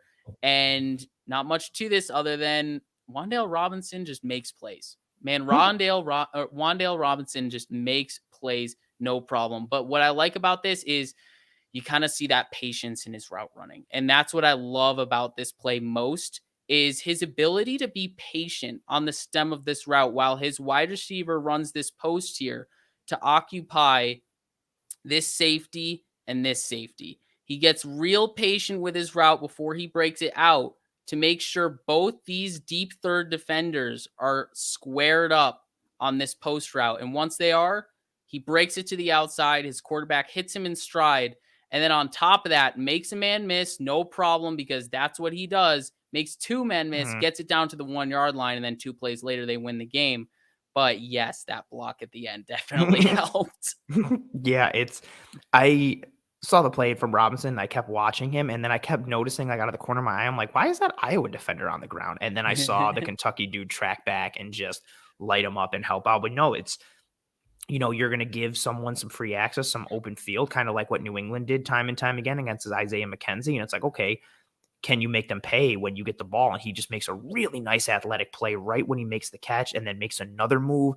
And again, it's that speed, it's that athleticism, it's that rack ability to run after catch. And, what kind of threat are you with the ball in your hands? And, that's such a nice, the contact balance, like his low center of gravity and his ability to become that like thick lower half ball carrier that just doesn't go down easily. It's so intriguing. Just the amount of ways that this offense could use him in that way is just, it's very tantalizing. It's very tantalizing. Yeah, his tape is nice. And especially for a guy who is climbing up boards a little bit, but is somebody that people can look to get, potentially on day 2. I know initially it was like, oh, maybe he can be like an awesome round 4 guy, or I'd love to get him in round 5, but he's starting to climb up a little bit. And now he's crept into that day 2 potential. So I wanted to add this one in here because I know you love is Lewis Sign, right? This safety right here. Yeah, he pops the hell out of Robinson on this one. So that's the crazy thing about this. Robinson is tough as hell. Yeah. He is tough as nails because he does not go down from this. Yeah, no, he puts the shoulder to him. That's the thing that I love about him. Yeah, he's 5'8", he's 180, but look at him take that hit. That's a safety who lit up Brian Robinson from Alabama, who's 225 pounds and 6'1". So like he can lower the boom, and Wan'Dale Robinson does not show any effect.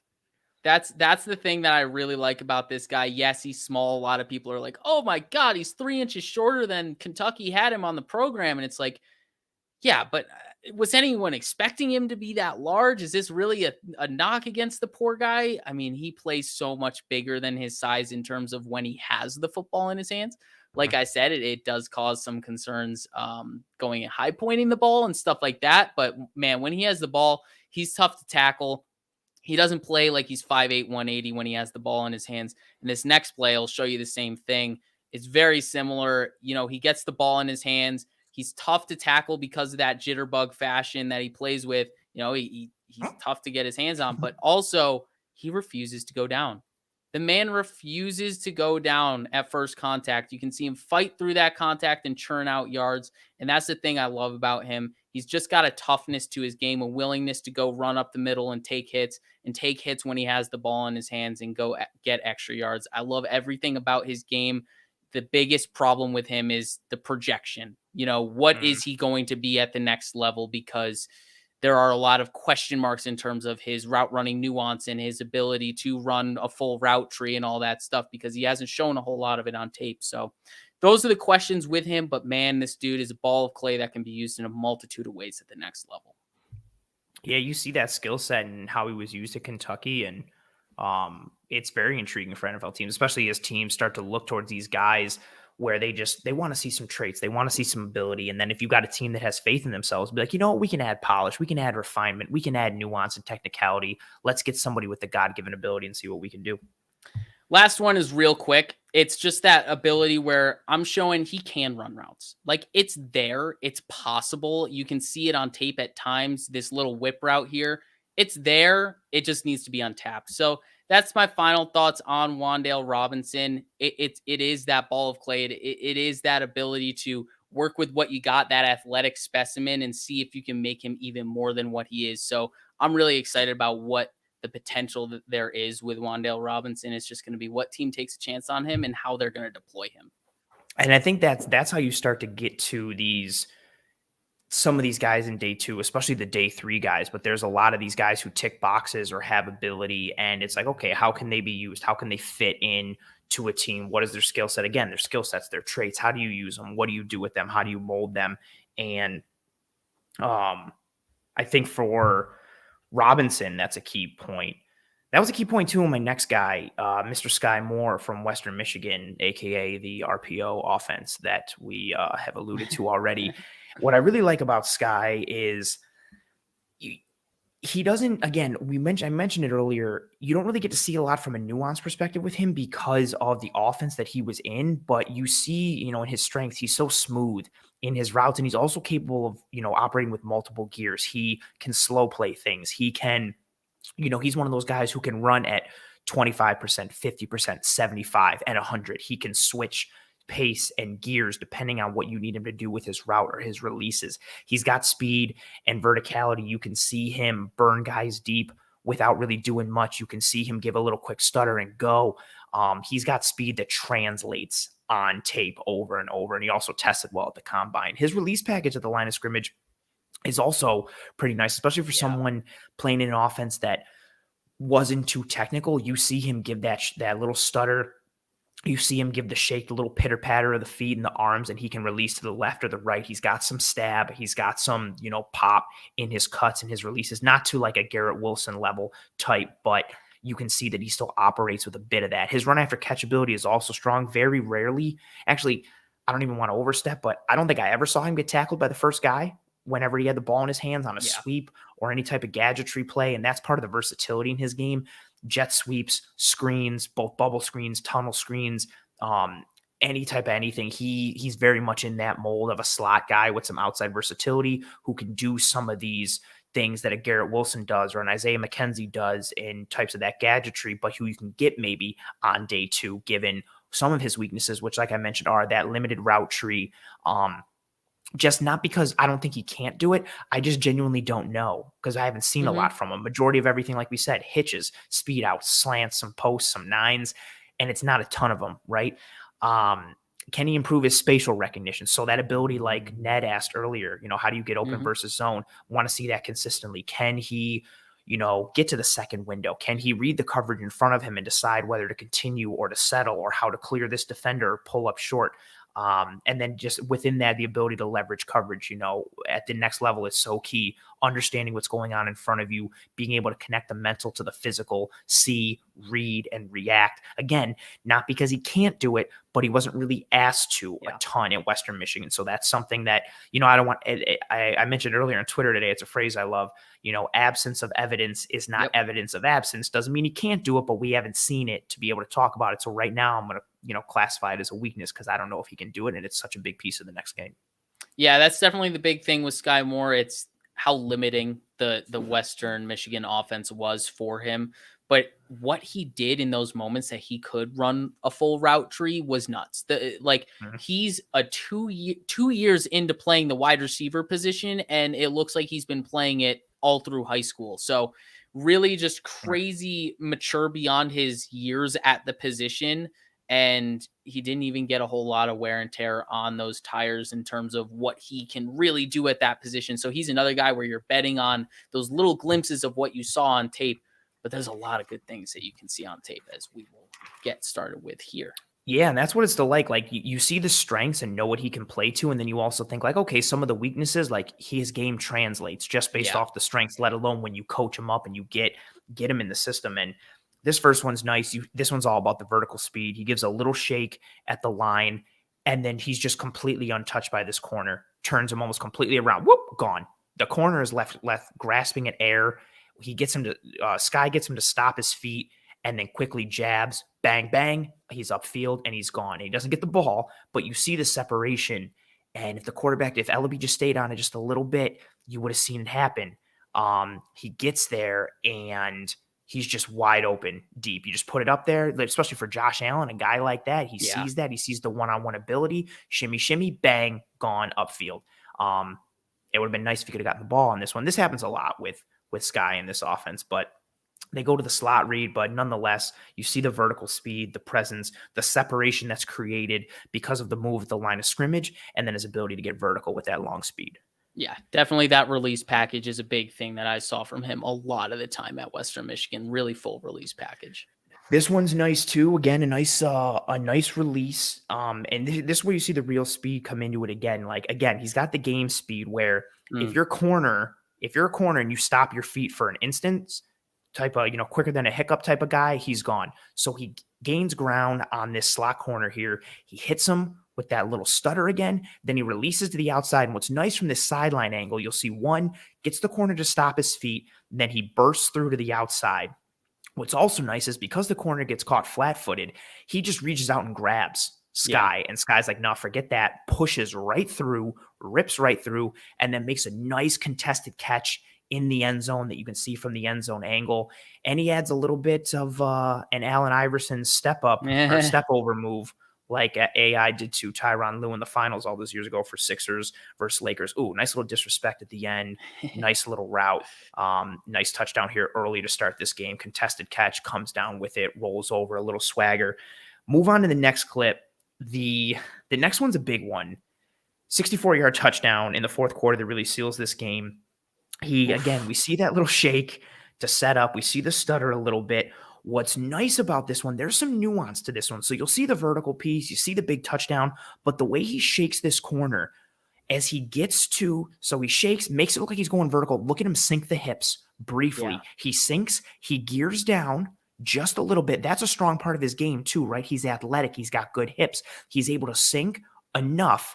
And then also he does it with minimal steps. It doesn't take him 3-4 steps to gear down. He can do it in 1-2. And because he's got that real speed, once you slow your feet down, what's the old adage? If you're even, you're leaving. He gets even with that corner and in fact passes him on this little double move and he's gone. His ability to sink the hips, gear down in minimal steps, and then seamlessly accelerate to top speed in the blink of an eye, just real legit. And again, that's a type of route tree piece you see him execute. And you're like, you know what? He understands how to mislead and how to confuse defenders. And it's nice. He does it here on this one too. This one against Central Michigan, a little post corner action lined up on the outside, sells the inside route with his eyes, with his shoulders, with his lean, with his body language, all of it. And then quickly pops those hips, plants the foot in the ground, gets outside. Again, speed, But this one with some technicality, with Yeah. some nuance, with some polish, things that you can see him building. And he doesn't have the most complete route tree because you haven't seen it, but you see him run these types of routes on the play before and this one, and you see and think, okay, you know what? He understands. He does have this aspect to his game. Let's see if we can continue to refine that, build Yeah. upon it. And again, doesn't get the ball, which is unfortunate, but it's nice to see him against these guys in both press and softer coverages just get turned around and juked out of their shoes from time to time. And this is the last clip for Skyy Moore, a game or an aspect of his game that I absolutely love. His physicality. He's a very willing blocker, and he's also a good blocker. You know, he stands at 5'10", 195 pounds. He's thick. This one's great because he gets to the corner and then gets to the second level against the safety, chips and puts a shoulder into the safety, which allows the running back to get one-on-one with the corner and get another like 5-6 yards. Yep. It's nice. He can do this on safeties, outside linebackers. You'll see him against some edge guys, but he's kind of a blocking mismatch against corners because of how physical he is and how thick his frame is. He literally drives the corner back, lowers the shoulder, boom, pops that safety, allows his running back to get to the second level. We see Gabriel Davis do these things. We see Dawson Knox expand his game as a run blocker. If you can have this type of versatility from a run blocking perspective, now it adds more threat to the offense. It adds another element of, is it a run? Is it a pass? I have to respect this look. And then you can start to hit teams with more play action. You could run this play later, and instead of blocking the safety, all of a sudden it's a play action, and Skyy Moore continues on a drag, and he's wide open across the middle. So a guy who I really like potentially, I had him originally on like in the third round. I think he's a day 2 guy. Maybe now he's creeping up into the second round, but somebody who, you know, I think has really climbed up boards because of strong combine, good film. He's got a good release package. He's got some technicality to go with the physical piece. And he's somebody that, you know I like, I know you like as well. Yeah. There's a couple other guys quickly we just wanted to mention before we head out for the night and allow the hoof to get on. One guy for me is Kyle Phillips from UCLA. I like his route running. He stacks corners. He's multiple with his releases and his stems. He's got strong cuts with snap. He can change pace in his routes. He's smart. He's heady. He runs Cole Beasley-esque type routes in terms of option routes and understanding leverage and space and how to get to the sticks and where to go.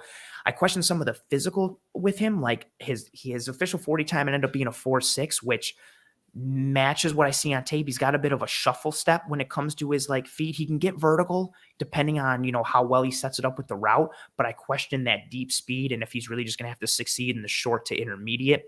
How versatile he is in formations. He's almost like a pure slot guy. And then also some things I saw, I don't know if it's because he was tired or if it was just laziness, but I saw some reps that just didn't look like he was given full tilt. Sometimes you'll see it and it's because he's trying to, you know, lure the defender in and then he pops it and breaks it. Right. Other times you didn't, but he's got a nice package in terms of route running and what he can do and how smart he is. He stacks corners regularly, which is really nice to see from a college wide receiver. And you've seen him show it time and time again. He's somebody who I really like on day 3. He's starting to creep up a little bit as well, but if he's somebody who could be gotten in, you know, even as in the late 4th, but as a 5th round guy, I would love that, you know, especially with what he offers in special teams and what he does in the slot. All right, and I will sum it up with our last guy here, Velus Jones, someone, you know, Bills draft darling at this point, good Senior Bowl, and then had a really great combine with a sub 4.40. Immediate kick return and punt return ability. He was co-SEC Special Teams Player of the Year this year.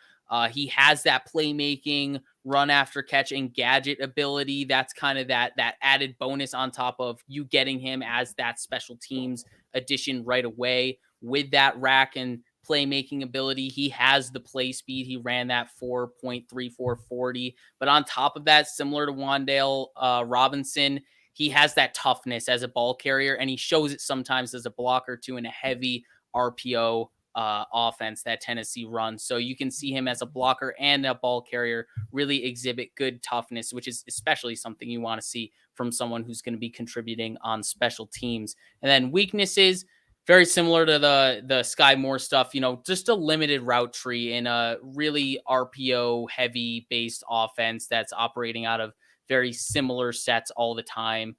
Just limited stuff in terms of his route tree. He showed good route running ability when he got to show different routes, but he didn't get to show it a lot. And because of that, I question the route tree. I question the release package.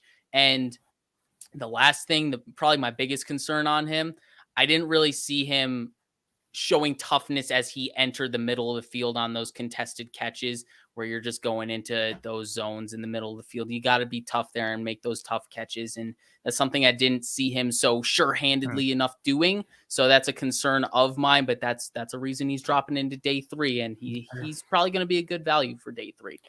We've got some film on Mr. Velus Jones and Kyle Phillips that Kendall and I will be releasing on Twitter as a little added bonus things and some stuff we're going to do. This has been the Cover One Film Room. I hope that we held it down, instead of Mr. Eric Turner. I hope he's enjoying his vacation. The live chat was tremendous tonight. Please, while you're here, please drop a like on this video. It goes a very long way in terms of helping us to track and trend in front of more eyes and ears. If you were watching later and you weren't here live, listening later, whatever have you, please rate and review and subscribe to the Cover One Film Room, to Cover One as a whole. We got you covered every single day of the week, multiple days on multiple shows. In fact, when we're done here in the next 30 seconds, stay right here. Turn over and tune in to the Huff. They're back after their hiatus for the bit of January and February. So join Sterling and Anthony tonight on the Huff. I don't think Eric B is on tonight's show, but they're back tonight. Please drop a like for this. Sky's coverage is live tomorrow at 7. And I mentioned that because Kendall is doing a lot of work this week. Kendall will be joining me tomorrow night for Sky's coverage. We look at some free agent targets on the eve of free agency happening next week. Monday and Wednesday, and we start to kick some things off with that. Thank you very much to everybody who joined us live. The chat was awesome. The engagement was great. Thank you for the super chat donation, Ned. Questions, thoughts, comments, concerns, everyone. That is Mr. Kendall Mirsky. I am Anthony Prohaska. Thank you very much for joining us. We appreciate any and every ounce of support you guys give us, and we will see you next week.